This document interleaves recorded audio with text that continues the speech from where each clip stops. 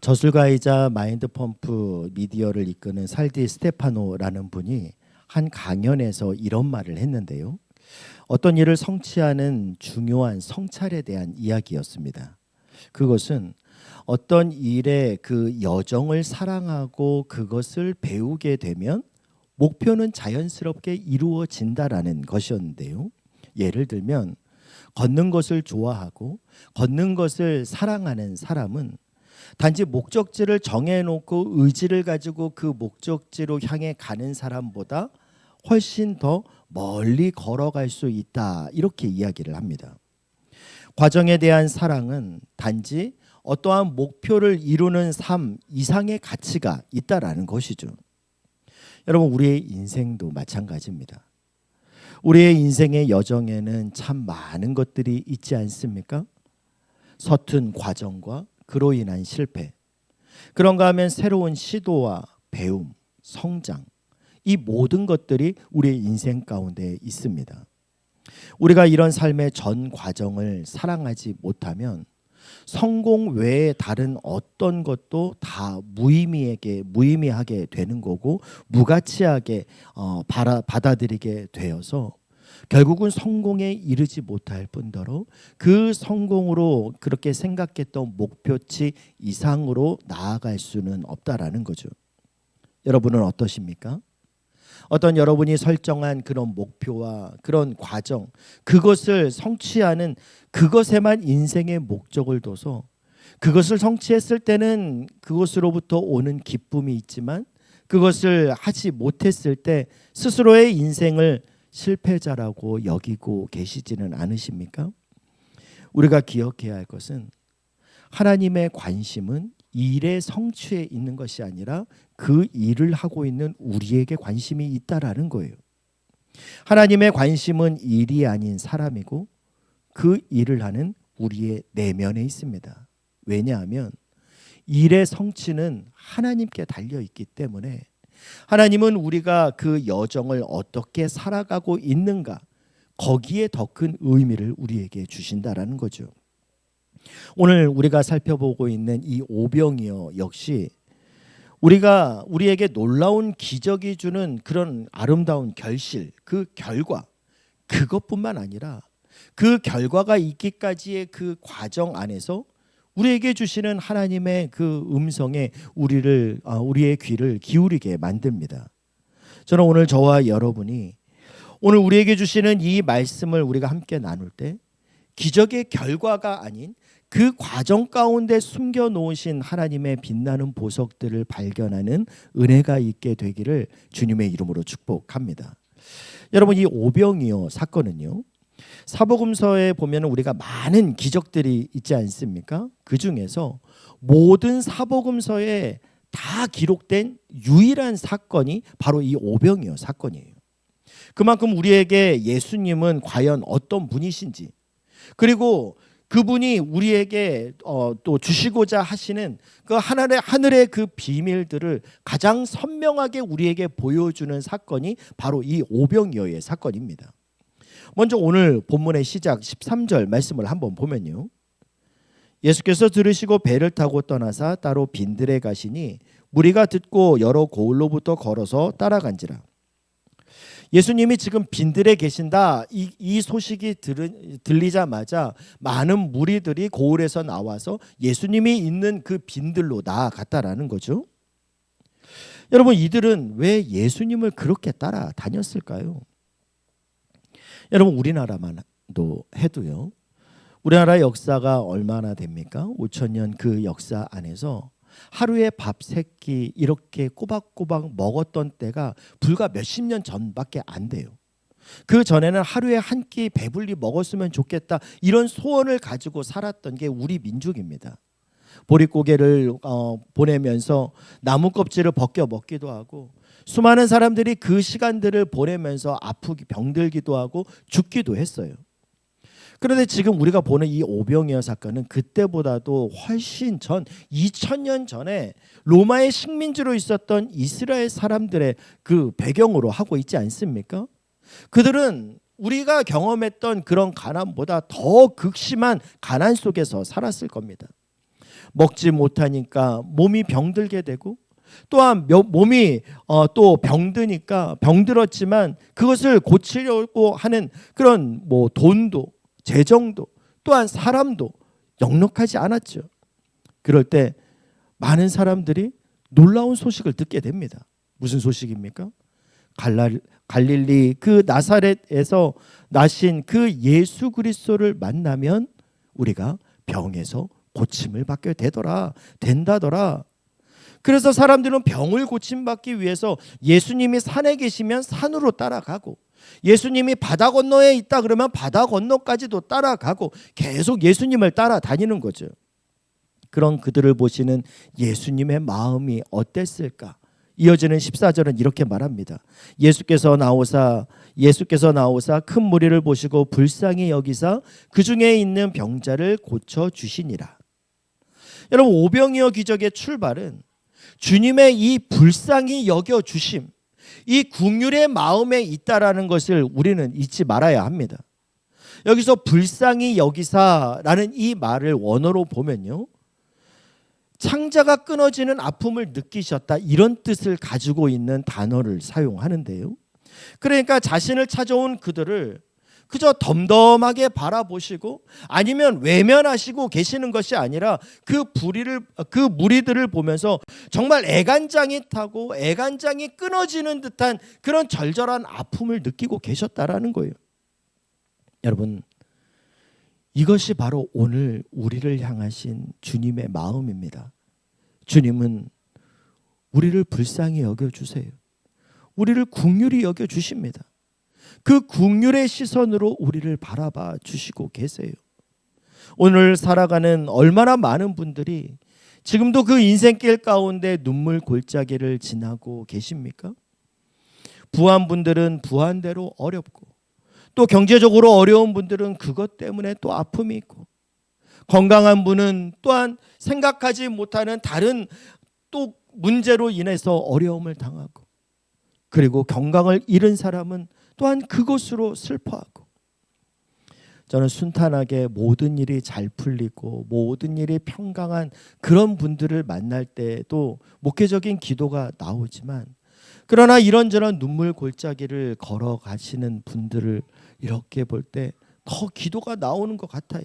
하나님, 인생의 이런 터널 저런 광야를 지나가는 우리 성도들에게 하나님의 긍휼하심으로 그의 인생 가운데 은혜를 베풀어 주시기를 원합니다. 그래서 여러분, 유다서 1장 2절 말씀처럼 긍휼과 평강과 사랑이 너희에게 더욱 넘칠지어다, 더욱 많을지어다.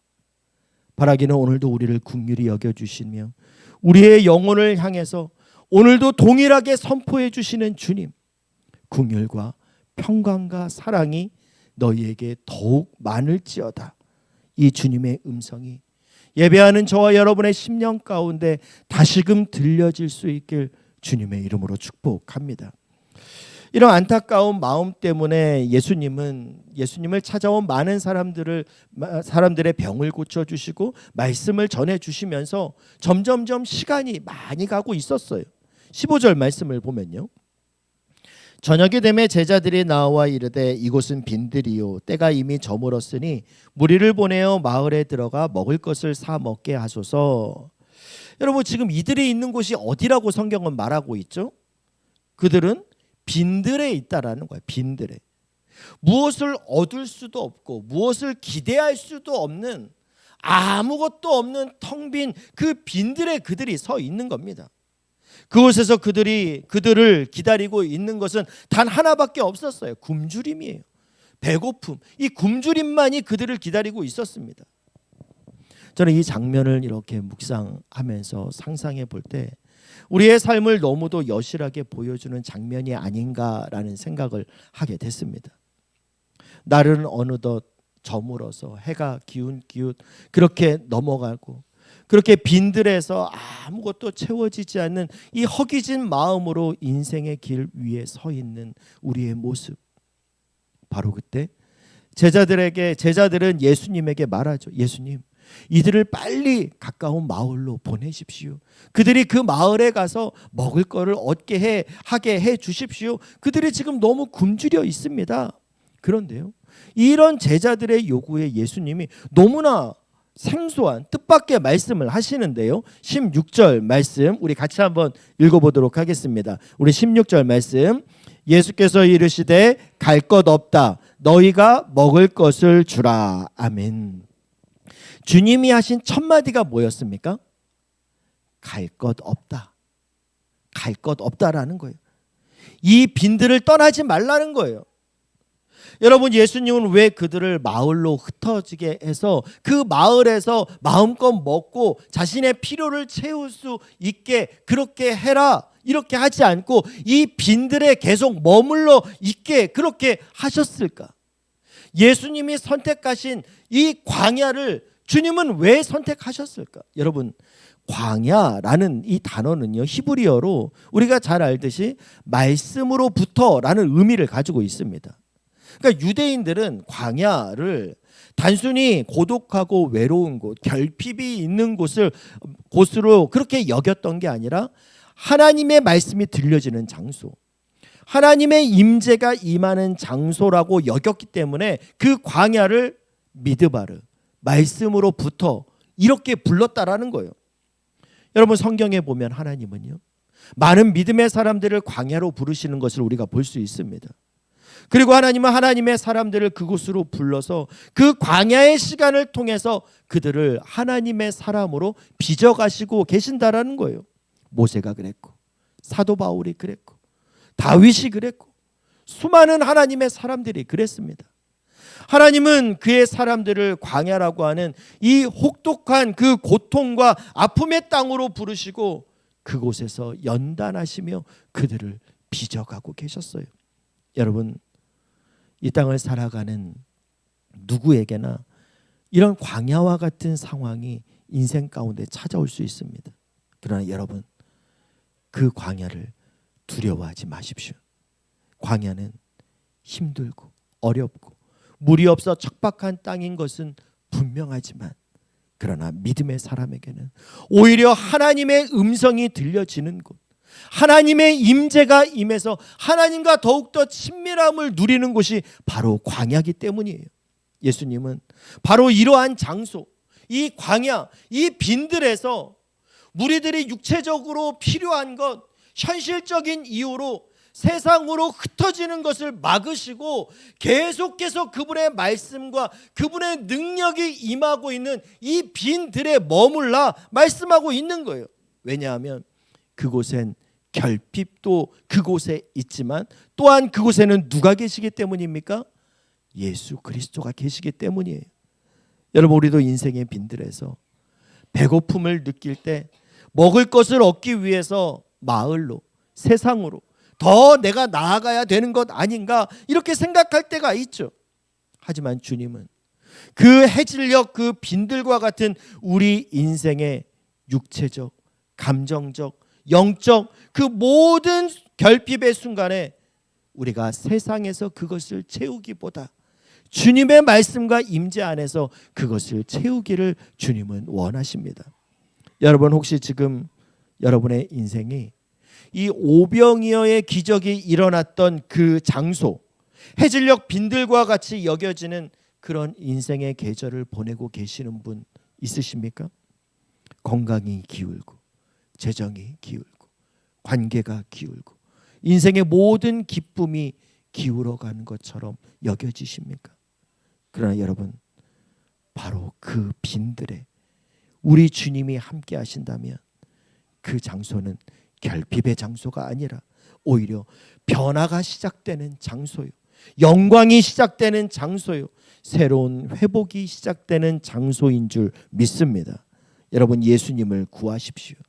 주님, 인생의 빈들에서 이 광야와 같은 시간에서 말씀이 임하고 하나님의 임재가 임해서 내 인생의 빈들이 새로워지게 하여 주시옵소서. 바로 이곳에서 주님의 손끝에서 떼어지는 그 새로운 기쁨의 시작, 회복의 시작, 새로운 공급의 시작을 경험하게 하여 주시옵소서. 우리가 기도할 때 우리의 기도에 넘치도록 응답하시는 하나님의 은혜가 저와 여러분의 삶 가운데 임하게 되길 주님의 이름으로 축복합니다. 여러분, 이 이야기 기억하시는 분 있으시죠? 어느 목사님이요, 목포에서 목회를 하고 있었다고 그래요.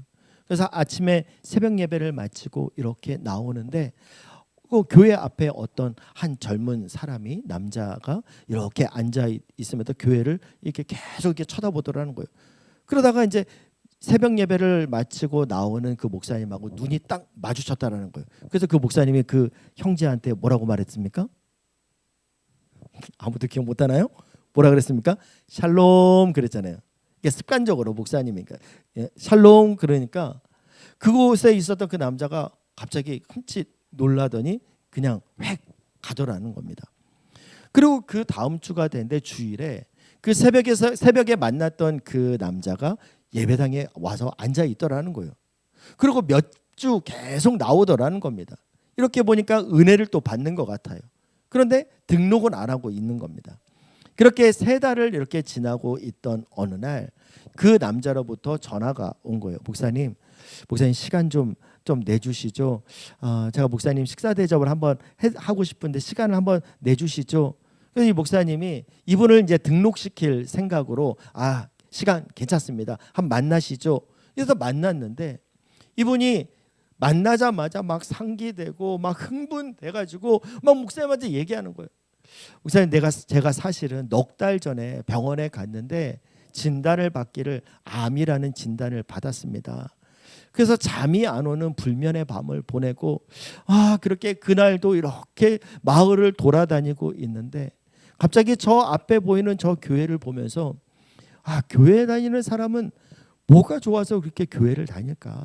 그들이 믿는 하나님은 도대체 누굴까? 하면서 이렇게 교회를 쳐다보고 있는데 목사님이 딱 나오면서 자기하고 눈이 딱 마주치면서 자기를 보고 뭐라 그랬대요? 살롬 그랬다가 살롬. 자기는 병원에서 죽을 놈이라고 했는데 자기를 보고 처음 보는 목사님이 살롬 그랬다는 거예요.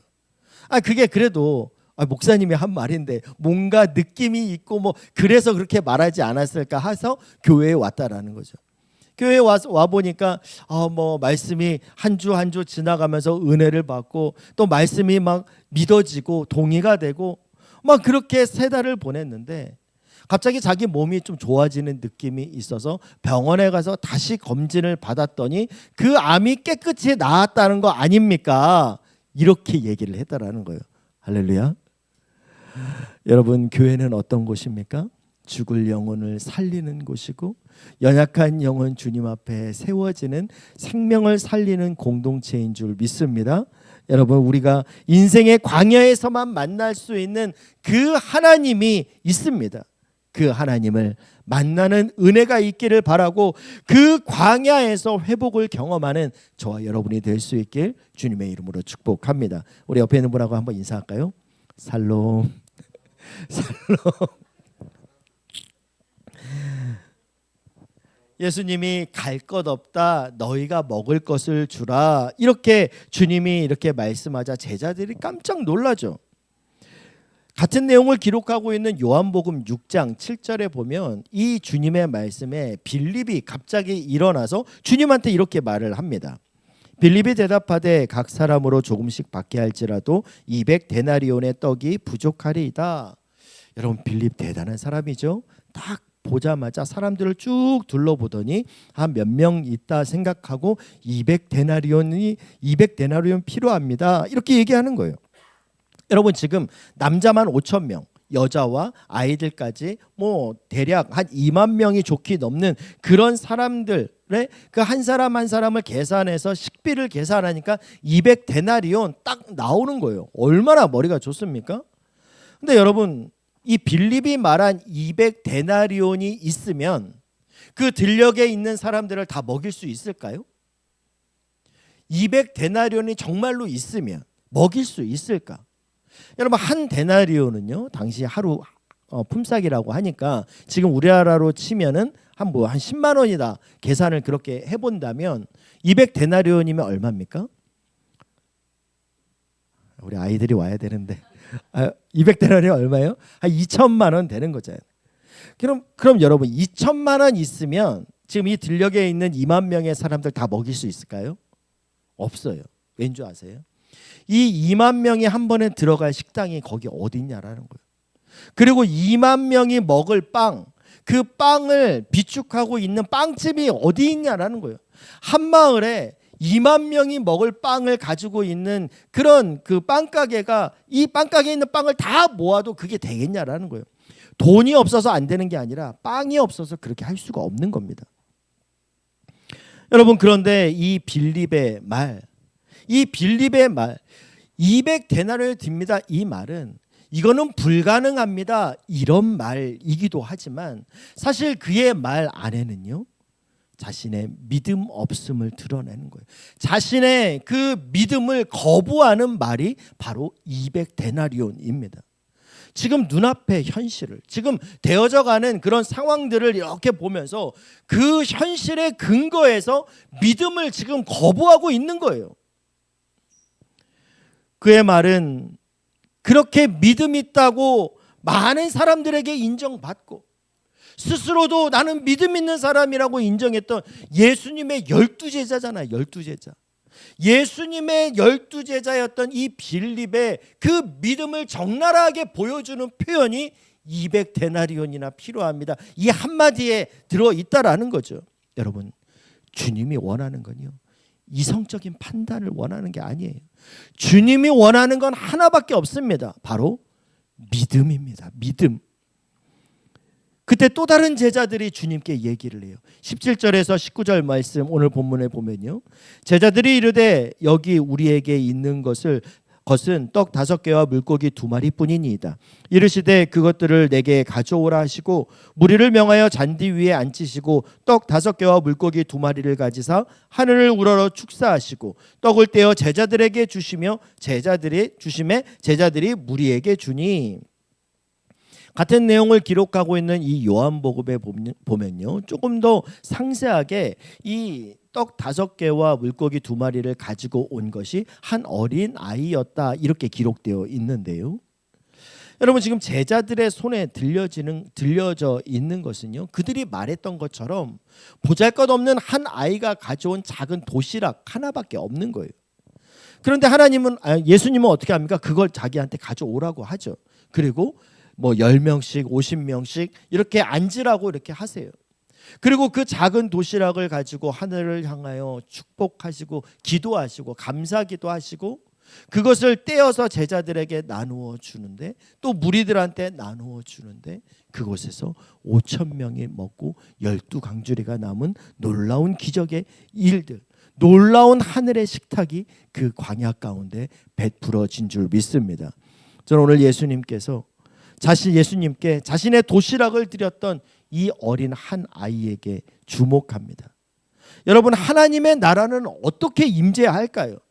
하나님의 나라는 어떻게 우리의 삶 가운데 임하게 될까요? 먼저는요, 자원하는 심령을 통해서 하나님의 나라는 임하게 됩니다. 이 어린아이가 자원하는 심령으로 드린 것이 드린 이 작은 도시락을 통해서 그 들녘 가운데 하나님의 나라가 임했어요. 그 당시 모였던 사람들 중에 도시락을 싸온 사람이 이 어린아이 하나일까요? 그렇지 않아요. 많은 사람들이 싸왔을 거예요. 그런데 내어주지 않았죠. 이 작은 걸로 뭐가 되겠어? 이렇게 생각을 한 거예요. 그러나 이 어린아이는 하나님의 그런 마음을 주셨을 때, 성령의 그의 마음 가운데 감동을 주셨을 때 작은 거지만 자신의 것을 그 제자에게 또 드리고 그것이 예수님의 손에 들려지게 했다라는 겁니다. 여러분, 성령이 어떤 감동을 여러분한테 주실 때요, 그 감동을 외면하지 마십시오. 그 감동을 무시하지 마십시오. 비록 내 손에 든 것은 작은 거라고 밖에 할 수 없어도 성령께서 주시는 그 감동에 따라서 순종하며 나의 이 작은 것을 주님 손에 올려드리는 저와 여러분이 될 수 있기를 바랍니다. 우리의 예배도 마찬가지예요. 우리가 하나님 앞에 예배를 드릴 때요, 우리에게 이런 자원하는 심령이 있어야 됩니다. 여러분, 주님은 예배드리는 자들을 향해서 뭐라고 말합니까? 요한복음 4장 24절에서 이렇게 말씀하시죠. 하나님은 영이시니 예배하는 자가 영과 진리로 예배할지니라. 너희가 예배할 때 그냥 오는 게 아니라 반드시 영과 진리로 하나님 앞에 나오라는 거예요. 이것이 빠진 형식적인 예배, 아무 기대감이 없는 예배 가운데는 어떠한 하나님의 역사도 일어날 수 없다라는 겁니다. 오늘도 하나님은 이 영과 진리로 주님 앞에 예배하는 자, 사모하는 심령으로 주님 앞에 예배하는 자, 자원하는 심령으로 주님 앞에 나오는 자, 그 예배자를 찾으시는 줄 믿습니다. 저는 저와 여러분이 오늘도 자원하는 심령으로 주님 앞에 나오며 주님이 찾으시는 영과 진리로 주님을 예배하여 주님 손에 그 우리의 모든 자원하는 것을 드릴 때 펼쳐지는 놀라운 하늘의 영광을 누리는 저와 여러분이 될 수 있길 주님의 이름으로 축복합니다. 여러분, 그런가 하면 두 번째로요, 하나님의 나라는 어떻게 임하는가? 첫째는 자원하는 심령을 통해서 이루어지고, 두 번째는 한 사람을 통해서 시작이 됩니다. 여러분, 오늘 자원하는 심령으로 자신의 것을 주님 손에 올려드린 사람은요, 그 2만 명의 사람 중에서 오직 한 사람, 어린 아이 한 명뿐이었어요. 예수님은 그 한 사람을 통해 아무것도 없는 그 들녘에서 굶주림에 있는 그 2만 명을 향해서 하나님의 역사를, 하나님의 그 나라를 그곳 가운데 이루셨습니다. 하나님은 오늘도 우리 가운데 그 한 사람을 찾으시는 줄 믿습니다. 여러분, 골리앗 앞에서요, 이스라엘 모든 사람들이 두려워 떨고 있을 때 너는 칼과 창과 단창으로 내게 나아오거니와 나는 만군의 여호와의 이름 곧 내가 모욕하는 이스라엘 군대의 하나님의 이름으로 내게 나아가노라. 담대히 일어섰던 다윗 한 사람을 통해서 그곳 가운데 영광의 승리가 임하고 하나님의 나라가 임했습니다.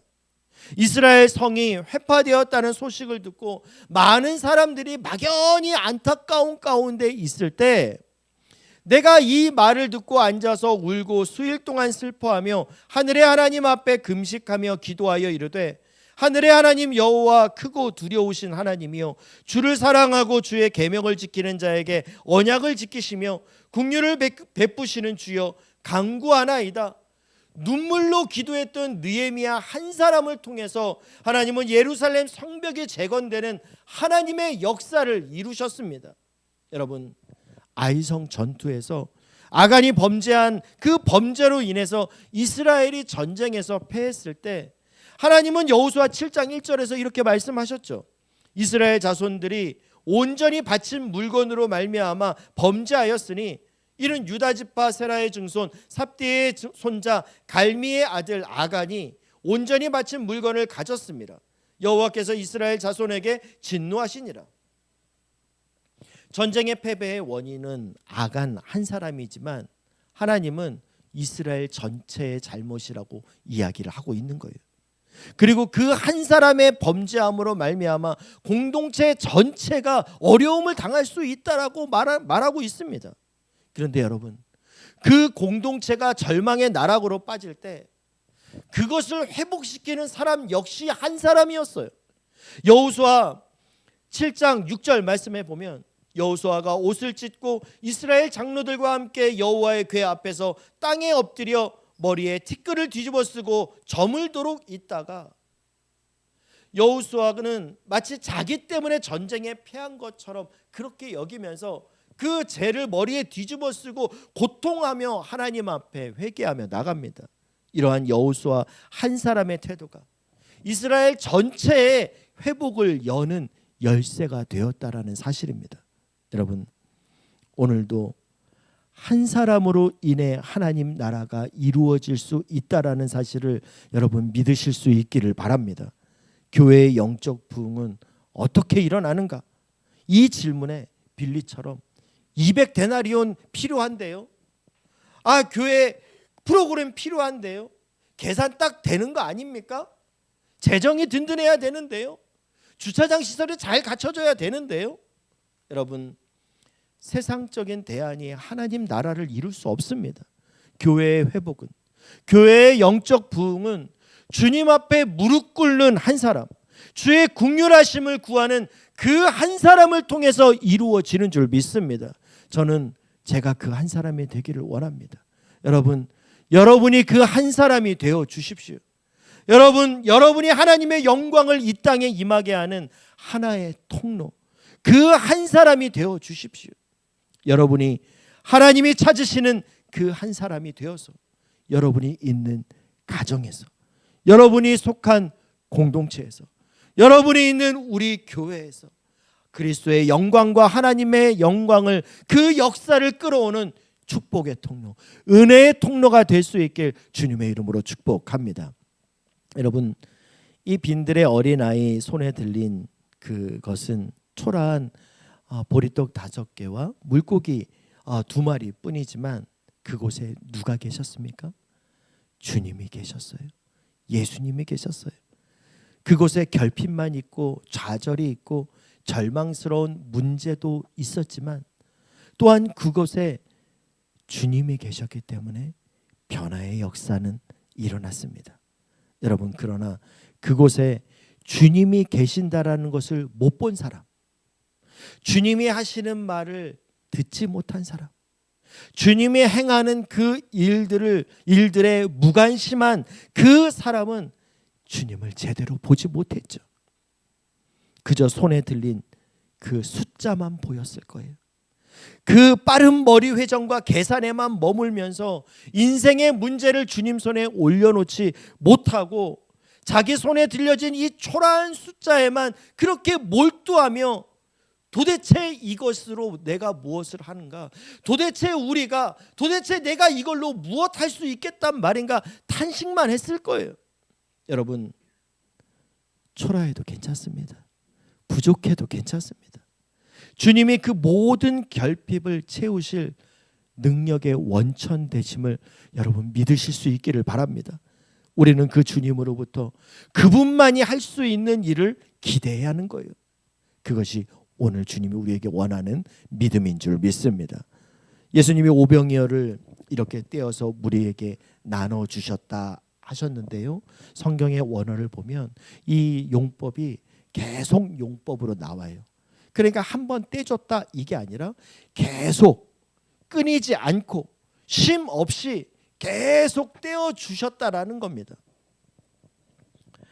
여러분, 주님은요 한순간에 2만 명이 먹을 수 있는 떡을 한 번에 만들 수 있을까요, 없을까요? 있죠. 그렇죠. 왜 못하시겠습니까? 천지의 창조주께서 할 수 있어요. 그럼에도 불구하고 한 번에 주시지 않으세요. 한 번에 주시지 않고 계속 뗀 거를 보게 하세요. 왜 그러셨을까? 주님은 우리의 시선이 그 완성된 그 모두가 배부른 상태, 그 결과에만 초점을 두는 인생이 되기를 원하지 않으시고 매 순간 주님의 손끝에서 떼어지는 그 기쁨의 순간, 기쁨의 영광, 하나님의 역사에 우리가 동참하기를 하나님은 원하시기 때문입니다. 여러분, 예수님은 요한복음 6장 35절에서 우리에게 말씀하시죠. 예수께서 이르시되 나는 생명의 떡이니 내게 오는 자는 결코 줄이지 아니할 터이요 나를 믿는 자는 영원히 목마르지 아니하리라. 인생의 모든 문제는 결핍과 부족함과 불안감, 거기에서 나옵니다. 그러나 우리가 빈들에서도 부족함이 없고 광야에서도 불안하지 않고 가진 것이라곤 보리떡 5개와 물고기 2마리밖에 없을지라도 주 앞에 자원하는 심령으로 나아가 나의 생명의 떡이시고 영생의 그런 생수 되시는 주님을 의지할 때 우리는 비로소 고린도후서 6장 10절에 이 고백을 주님 앞에 올려드릴 수 있는 겁니다. 근심하는 자 같으나 항상 기뻐하고 가난한 자 같으나 많은 사람을 부유하게 하고 아무것도 없는 자 같으나 모든 것을 가진 자로다. 이 고백으로 결핍의 시대, 그 하나님이 찾으시는 자원하는 심령을 가진 그 한 사람이 되어서 오늘도 내 손 위에 들려진 오병이어로 절망하는 것이 아니라 오히려 그것을 들고 주님 존 앞에 나아가 하나님이 그것을 통해 이루시는 그런 놀라운 하늘 식탁을 경험하는 저와 여러분이 될 수 있길 주님의 이름으로 축복합니다.